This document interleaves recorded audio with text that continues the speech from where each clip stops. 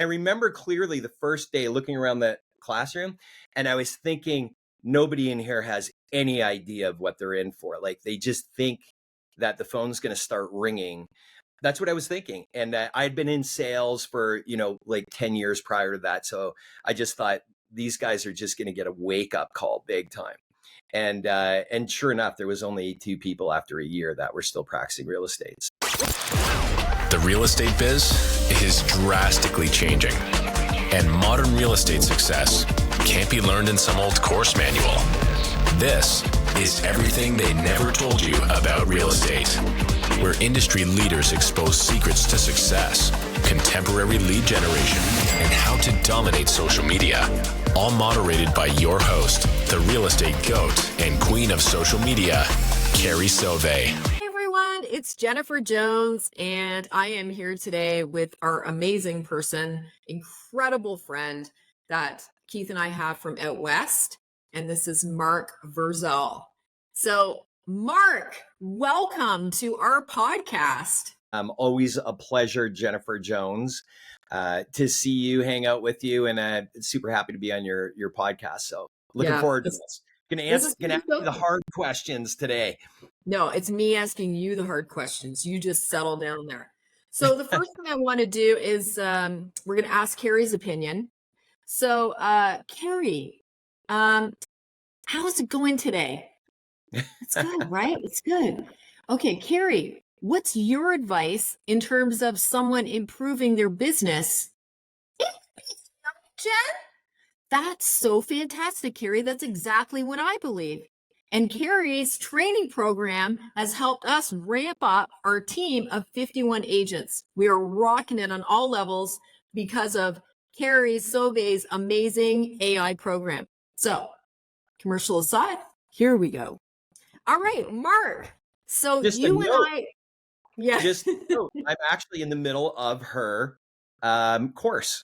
Woo! So tell us, how are you feeling about the course?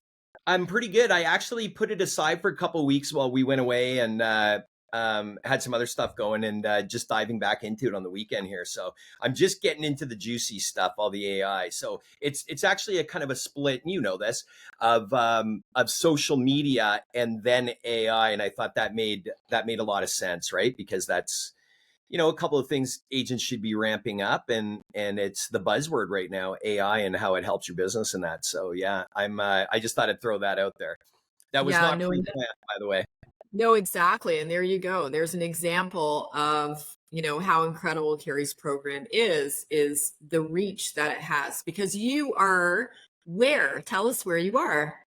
I'm in Calgary, Alberta. Have you lived there forever, or what's your situation? No, I was actually born in Ontario. And then, big surprise. And then as a kid, I think I was 8 or 9 years old. If anybody knows where Elmer, Ontario is, that's where I lived. And then we moved to the coast. So we moved to the West Coast, and I grew up in the Vancouver area, a place called Gibson's. They used to film the Beachcombers there.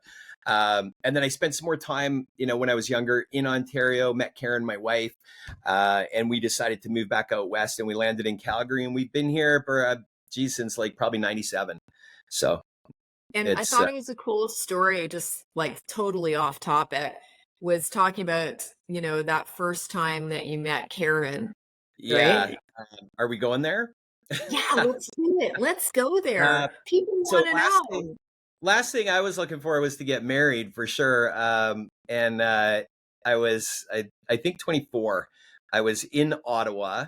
And I loved Ottawa. I had a business there as a young guy. And anyways, it was Friday night. I was super tired, and I was sitting at Father and Son's Tavern. I was sitting around with a bunch of guys. I'm having a couple of beers, super tired, just didn't feel like talking to anybody. And then my next door neighbor walks up, and he goes, "This is Karen." He walks up with Karen. He goes, "Karen, this is the guys. Guys, this is Karen." And I was like, wow, I like her. So I got up and I left, which is, what most people do. They'd be like, trying to, strike up a conversation or whatever. But I thought, it's fate.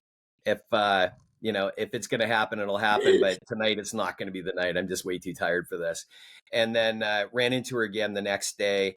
And then we kind of lost track. And so I didn't have her number or anything. Like, we had a couple conversations, and and that was all good. But one of her friends I ran into, she was living in Toronto. She's a nurse, and they said, "Oh, Karen's coming to town." I was like, "Karen's coming to town," and so I went back to Father and Son's Tavern, and I sat there for about 2.5, 3 hours, nursing a beer, waiting for her to show up. I mean, we're talking like pre-cell phone days, right? So that's all I could do. I had to sit there and wait, and then I was getting discouraged, and finally I decided to get up and go. I paid my tab, but I saw her out the window, and I'm like, "Oh, this is my chance." Anyway, so I planned it. So I was walking, almost to the door while she was walking in, and I was like, "Oh, hey, how you doing?" And she goes, "Hi," and kept walking. I was all like, "Oh, damn!" But literally, I thought, fork in the road. Do I go back in, or do I leave it to fate? And I thought, I already left it to fate once. I can't do it twice. I went back in, and the rest is history. The rest is history. And I wanted to bring that up because I think it highlights your incredible humor, right? And your perseverance and desire to get what you want, right? When you decide you want something, you just go and get it, right, Mark? Even if it makes you want to throw up, and That's right. it makes you nervous, it makes you uncomfortable, and but I guess it just depends how hungry you are and how much you desire, whatever that outcome is. And you're exactly right. If where would I be if I hadn't done that? Exactly. And that's what it is, right? It's like, I think there's increments in life of like taking chances where you take bigger and bigger chances. And then as you do that, make these bigger leaps and overcome bigger fear obstacles, you go, "Oh, well, that wasn't that bad. Now I can go to the next level," right? Which Yeah. brings me to like, so what year did you get into real estate? 1997, but I didn't get licensed till 2014. Okay, so walk me through that. So you got in at 97, but you're not licensed till much later. Right. So I took the real estate course in Alberta, in Calgary, in 97. And at that time, of course, you went to class, and it was, 3 months of class or whatever it was. And just something to note, within a few months within the first year of graduating and getting licensed, there was only 2 people that actually were practicing real estate out of that entire class after that. Wow. Which just shows you, maybe 30 or 40 people, like, just shows you the kind of the drop off ratio and expectations that people have. And I remember clearly the first day looking around the classroom, and I was thinking, nobody in here has any idea of what they're in for. Like, they just think that the phone's going to start ringing. That's what I was thinking. And I had been in sales for, like 10 years prior to that. So I just thought, these guys are just going to get a wake up call big time. And sure enough, there was only 2 people after a year that were still practicing real estate. So isn't that funny? What would you attribute that to? Like, when you looked around at that room, what was your background before you got into real estate? I actually ran, we'll just call it what it is, a telemarketing company, business to business. And so I started as the low. You want to go way back? I was working at Earl's Restaurant, going to college, and I'm doing salads on the line, and my buddy's flipping burgers and steaks and stuff, and I look over him and I go, "Just made $7," and he was like, "What?" And I'm like, "I just made $7," because an hour had gone by. And then he's like, "Okay, whatever." And then we're busy. And then another hour went by, and I'm like, "Just made $7." What are you talking about? And I'm like, "Don't you understand? Like, all we can make is $7 an hour. Maybe next year we're $7.50. Like, this sucks big time." And then I ended up joining a company that taught me sales, and then I owned my own company. I ended up in Ottawa. I think I was 23 when I got there. I had 18 employees, and anyways, it came with its own challenges, obviously, but I always dreamed of getting into real estate. I just thought I was too young, even though here I was. I owned my own company, across Canada, in Ottawa. They sent me there and said, "Here, we're opening you up here." And I had my own business and stuff. And I was like, I think I'm too young for real estate. Hello. So I didn't actually get into real estate till 29. And so in 1997, I took the course, I passed it, got licensed, and then dumped it because I started working for a builder. And I met a friend in a Lamaze class when our first kid was being born. And he was like, man, you would be awesome at working in show homes and stuff. And I was like, well, tell me more. Then he told me how much he was making and stuff. And a couple months later, I was working at that company. And Wow. so I worked at that builder for 3 years. Then I went on and I worked at he was at another builder. He's like, hey, I'm going to do 60 sales this year. And I was like, bullshit. That's bullshit. And because I was doing custom homes, 25 to 30 homes a year. And he's like, no, I'll easily do 60 this year. 3 weeks later, I was working at that company doing 70, 75, 80 a year. And then you guys Yes. probably know this name if you're in Toronto, Ontario, or if you're in Calgary. Mattamy Homes headhunted me to work for them in 2009. And I laughed at them because they're like, oh, we're out in Airdrie, which is north of Calgary. And I was like, that's a joke. I'm in the city. And I'm like, I've been here for long enough that people were bringing me their kids now to buy a Wow. home, right? And anyways, then I said, oh, by the way, you guys opened a month ago. Like, how many have you done? They're like, oh, we're at 70. And I spit my milk out. It was probably beer, but I was like, oh my God, 70, what, in a month or 5 weeks? And I'm like, that's Wow. impossible. My point here is, like, I kept moving up every stage of the game. And so if I can give you one piece of advice right now before we, talk some more about other stuff, if I had only known what I know now, and if I'd only been comfortable with it and had the confidence and understood what you could really do. I mean, as in new homes, I thought, doing 25 or 30 I thought I was a rock star. And in my area, out of like, I don't know, there's 25 show homes or something, I was the king. I was the guy that was doing the most business. And then, so I moved up from nothing to being the best guy. And then I moved to Cardell Homes and, I moved up from nothing to, but it was because somebody had already blazed that trail and already done it. I just needed that seed planted. And then I went to Mattamy Homes. So 2 months later, I'm like, they had 10 people that they were recruiting. One person got the job. Well, I got the job. I made sure of it. And then I think that year I did 250 somewhere around there deals, which I thought was impossible. I thought that was impossible to do. And Yes. but it's possible. And people think, doing 100 as an agent in a year, oh my God, that's, as a single agent. No, it's not. You can do actually more than that and still have a life. Maybe we'll talk about that a little bit later. But anyways, that's a little bit of the historical. But 2014, the problem with builders, and careful what you wish for, the problem with builders is they control everything. They control your life. They control your holidays. And they want to control you because the staff does. You're making more money than they are. They're jealous. They don't like that, except for maybe, the president is making more, but you're making more than the VPs. They wanted me to get into management. I wanted nothing to do with it because the money's in the sales. So as time progressed, every time there was a new contract, it was like, cut you down in commission, cut you down. And then, no, you can't take holidays then, and blah, blah, blah. And I just got sick of it. I'm like, I want my own life. I want my life back. I want more freedom. So I became a realtor. Right? That was what I was thinking.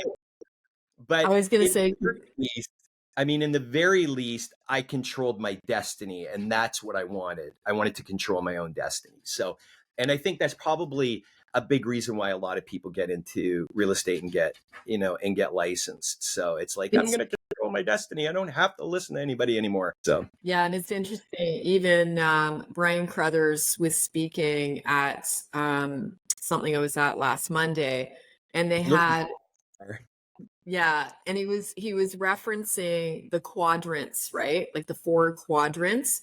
So one of them is, what's that? The 4 quadrants of like owning a business. So it's like you own your business. So really you just bought yourself a job, right?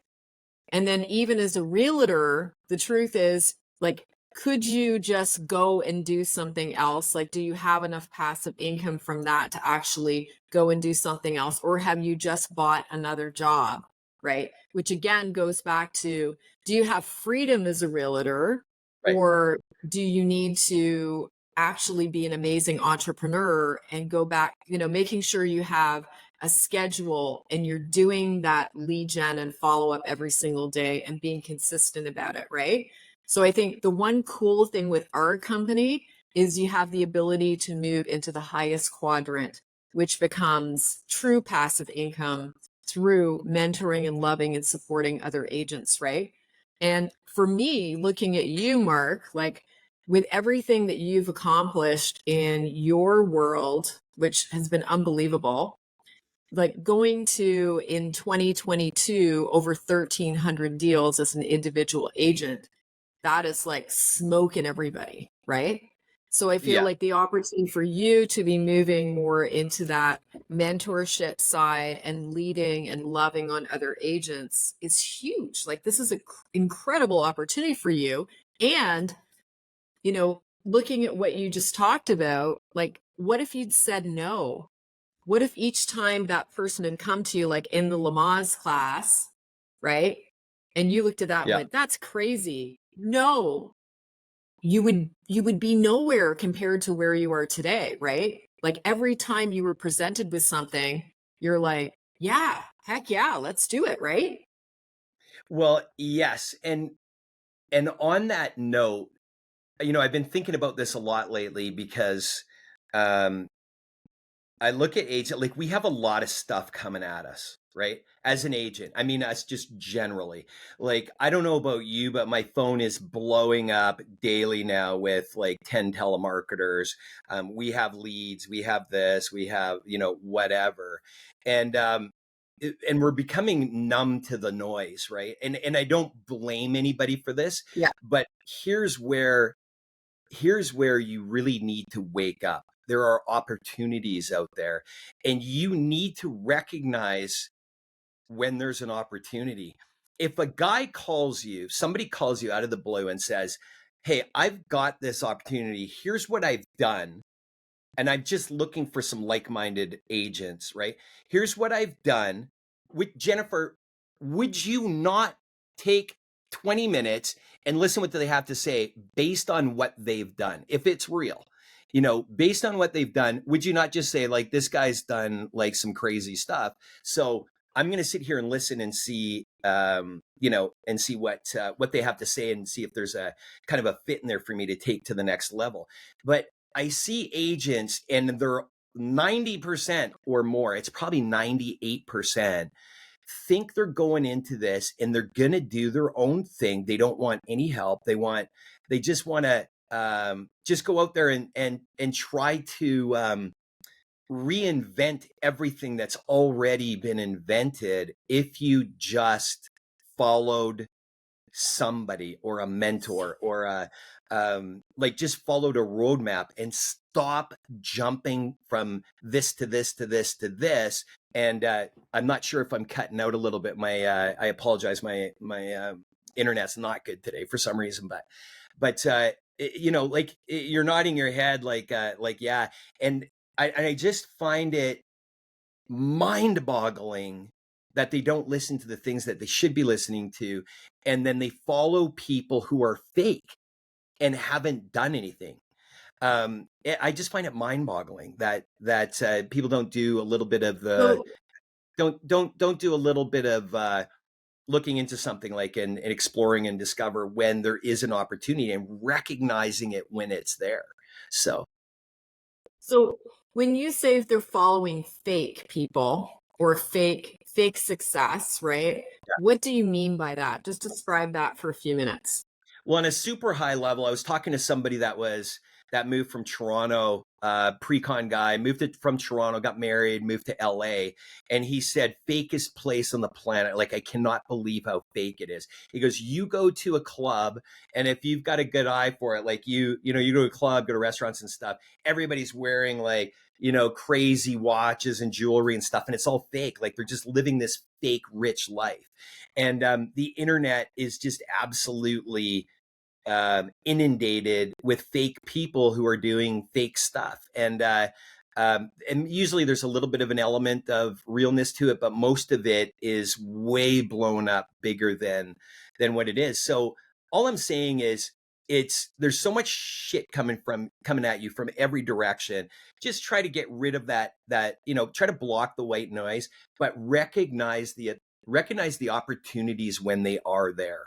And that means once in a while you're going to look into stuff that's fake. Well, But stop yeah, faking, and stop watching fake people on social media that you think are crushing it. And I got a couple people in mind. I'm not going to say their names, but yeah. because they have a Ferrari, or they have they're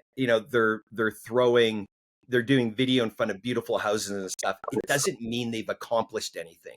It just means they like to be in front of a video. And Yes. you're gonna find I drive a freaking 2015 Acura because I love it.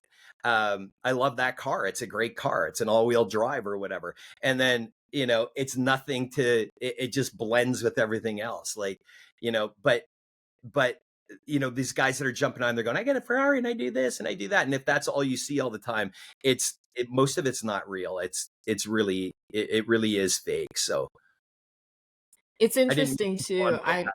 No. And I think it is important even for the general public when choosing realtors to look a little bit closer, right? So what's been interesting, I pay for the statistics, right? I pay for I can get stats on anybody. So I see the production, and it's interesting, how people position themselves. But you know what? Kudos for them for getting out there and doing those videos and working to get business that way, right? At least the one thing I'd say is at least they're taking action, because you and I both know there's lots of new agents that sit back, or agents that don't have production, and they sit back and they do nothing and they blame the brokerage, right? Which ultimately it all comes down to us, guys. Like if things aren't going great, and we want to improve things. And I always say this to everyone I know. Look around at your life, and that's everything. Like your finances, your spiritual growth, your personal growth, your everything in your world. Look around at it. And if you're not happy with it, the truth is you created it, right? I'm not talking about someone passing away and all of those things. I'm talking about what you're actually doing in your world. So when I look around, if I'm not happy with something, I'm not pointing at someone else like you don't, Mark, going, oh, it's their fault. It's the brokerage fault. It's not, it's mine. It just means I'm not showing up, or I'm energetically attracting this lower level of experience. And then how do I need to change my thinking that'll attract something way cooler, right? Yeah. Well, and you said it right there. You have to change your way of thinking. And that is number one. You got to manifest what you want. And like I've got a board right here, and it's all laid out with what I want to accomplish this year. And it's like, I'm really grateful to have been paid X amount of dollars from these builders. I'm grateful that my organization is this many people and I make this much money from it. Like, and those kinds of things, I used to think that was the dumbest thing ever. It works. It absolutely works. I'm not kidding. I don't need to understand it. I just need to, to put it out there. And, but it's to me what will start coming to you, because your subconscious doesn't know it's real. So it's going to try to make it real for you. Right. And that's, and the second thing is you've got to surround yourself with the right people. And some of that's what I was getting at, the social media stuff. You're watching the wrong people. That's great. They have a nice car and they're on video and stuff. I do have a nice car, by the way, but I don't like go on video constantly all about that. I try to offer some value, to agents on YouTube or on my social media and stuff that actually really does work if you took action. But surrounding yourself with the right people. And that's why I love the Cabo event, because it's like Courtney Atkinson, Jennifer Jones, Brent Gove, so many. Yeah. Eric Orr.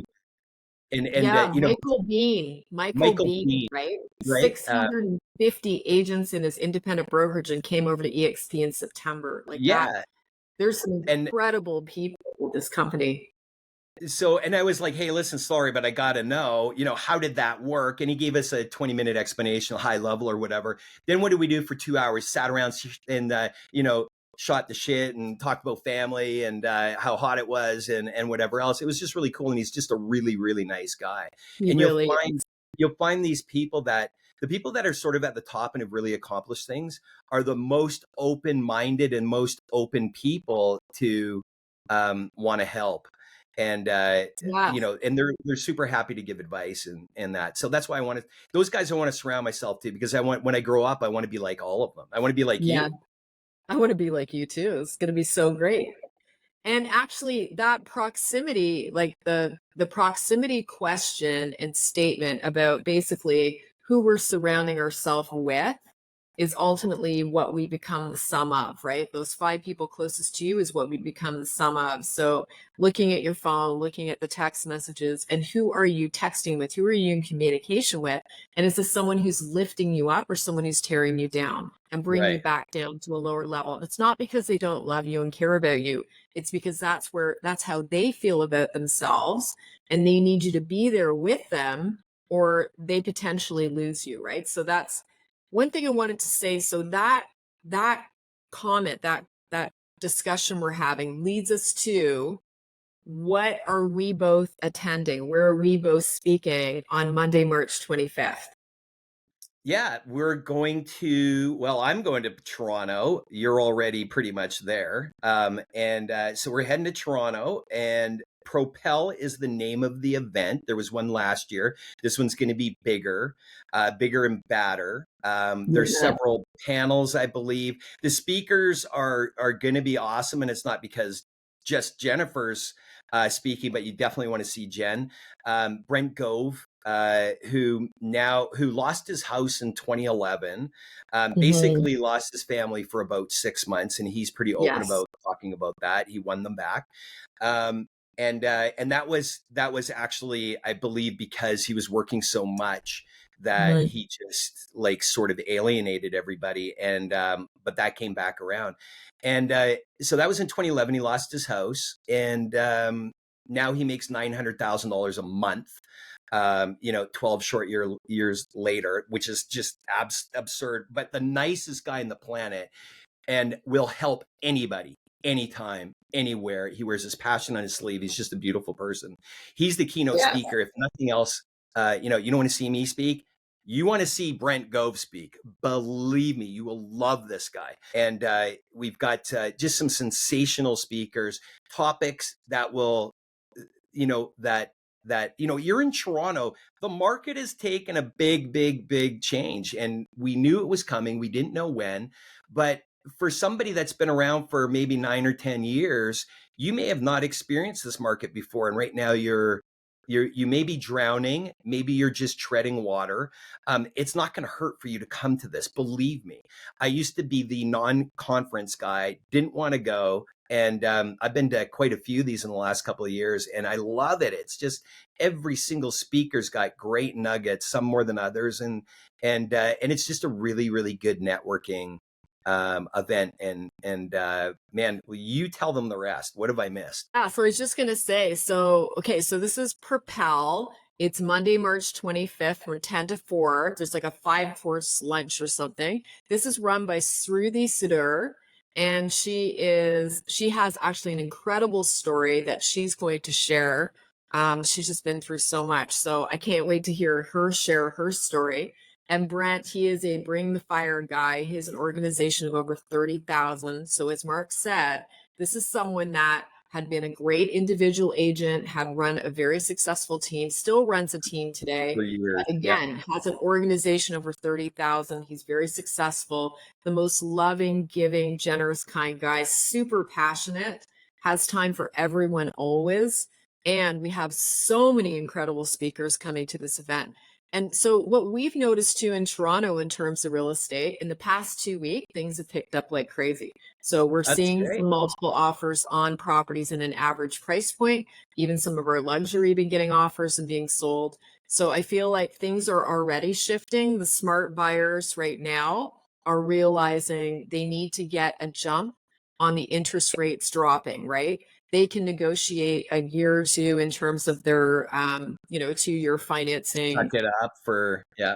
for Yeah, and now. then renegotiate. So we expect to have some decreases. It was the chief financial officer for CIBC that spoke at the Buzz conference and at a Stovall breakfast the other morning. The Mhm. message is the same, which is, come June, the expectation is we're going to see some interest rate decreases, maybe one or two more for the rest of the year. And then by 2025, we're rocking. So again, remember, guys, we have a Canadian housing crisis. We have over 400,000 immigrants on paper. So they're probably a million, but 400,000 recorded economic immigrants. These are people coming in with money. They're coming into Canada. They come into the city centers. 33% of those into Toronto, and then they push out. We have since 2010 less homes offered for sale on every single board across Canada, right? We have less housing starts, less homes being built. And the biggest bubble of people that have sat out of this market right now are first-time home buyers. We have pent up demand. As soon as this starts rolling, it's going to take off. So everybody get ready. We're seeing it already because we carry so many listings. We see things typically before everyone else does. It is happening. Trust me, it is happening right now. So what about you, Mark? What's happening with your market out in Alberta? Well, you know what? I mean, we're getting after Ontario, we're the next biggest province getting immigration, but the Yes. migration's the big thing here, and migration Mm. from Vancouver, from Toronto, from like all over Ontario and stuff to more affordable housing. It's still happening, and like honestly, if you're an agent that's in Ontario and you don't have a partner in Calgary, like call me because everybody knows somebody that's moving to Alberta, and you can make money from this as referrals. And you don't want just anybody that's going to pay you like the highest referral amount. You want closers. You want people who can find the property, off market property, somebody that's really well networked in there. And I've got a team of agents here that are happy to help you.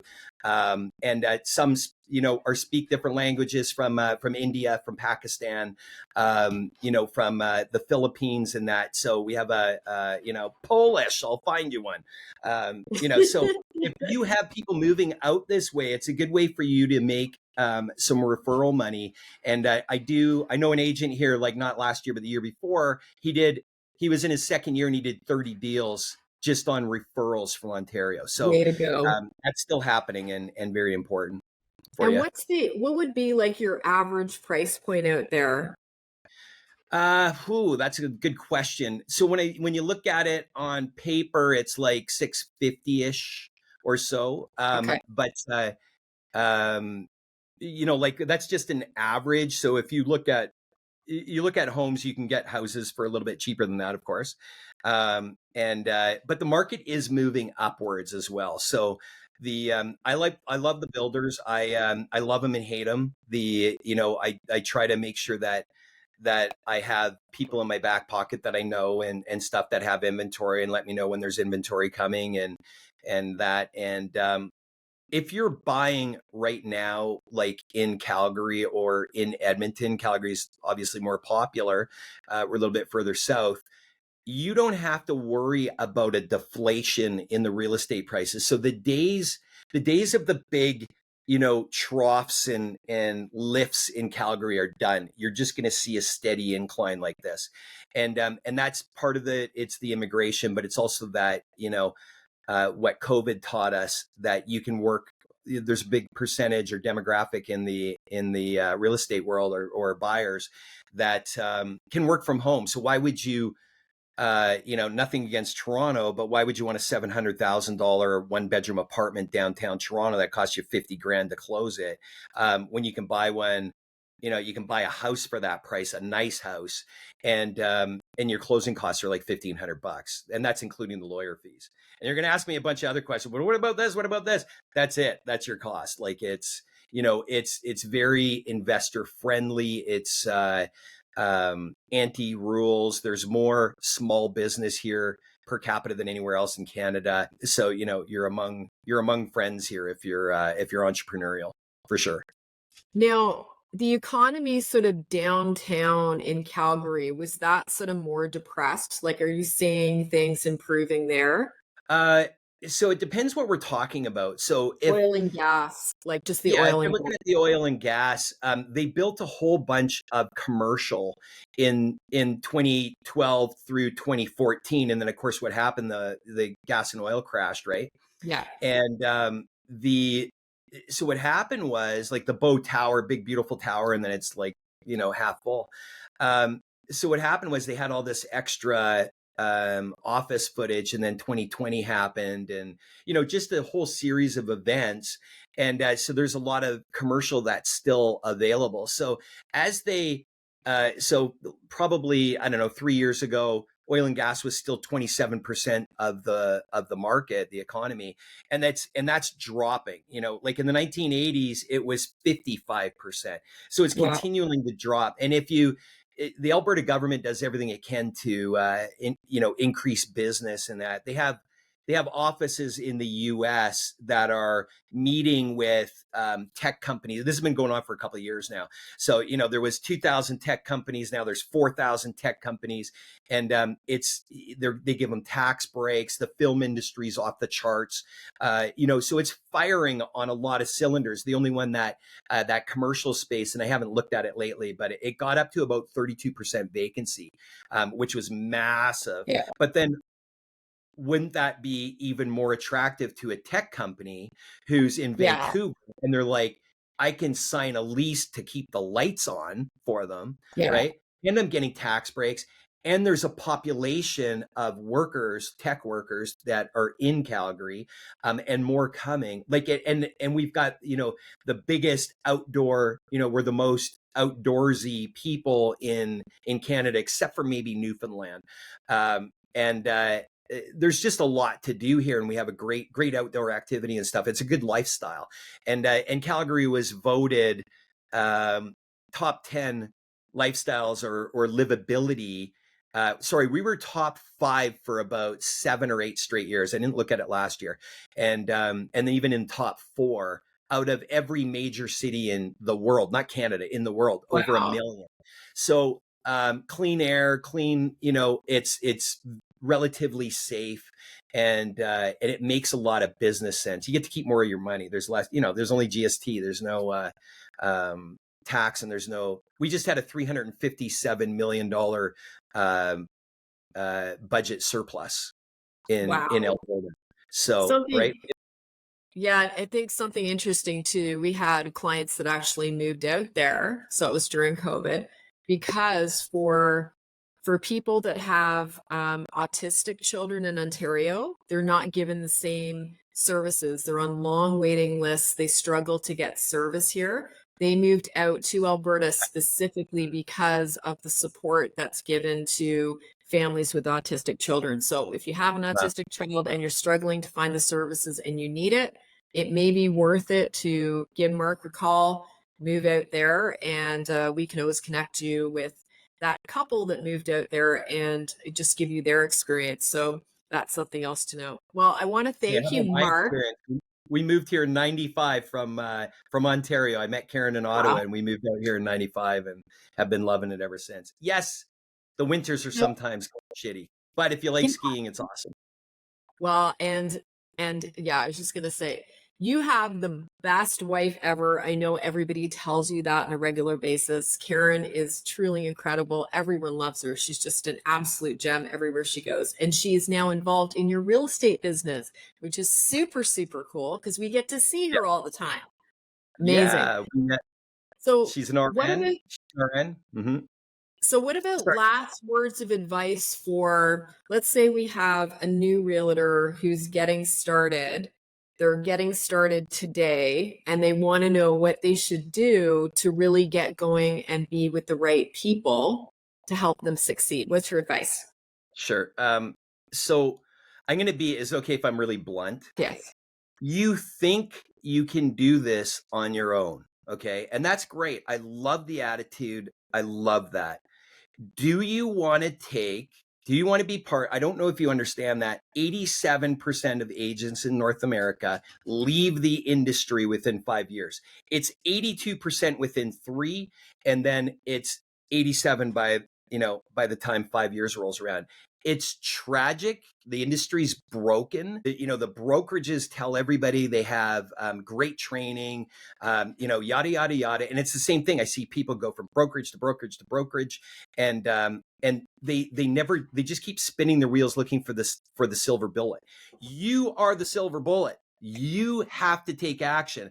But the two things you need to do, or one of these two things, you need to get on a team and suck it up, do your split, because you're going to learn it so much faster. When I got licensed in 2014, I did 47 deals in my first year. Then I joined a team. So if you do more than 47 deals, good for you. You don't have to join a team. I did, because I was 45 and I'm like, I don't know what I'm doing. I don't even know if I can duplicate this. I wanted to know what's the best way to do this? What are the scripts? Who are the guys that are rocking it that I can learn from, so I don't have to take 5 years to figure it out. I was getting too old for it. So I joined a team, spent a year with them, and learned a lot. And then I went on and did my own. What did it cost me? It cost me the team split, but I chalked it up to a university education.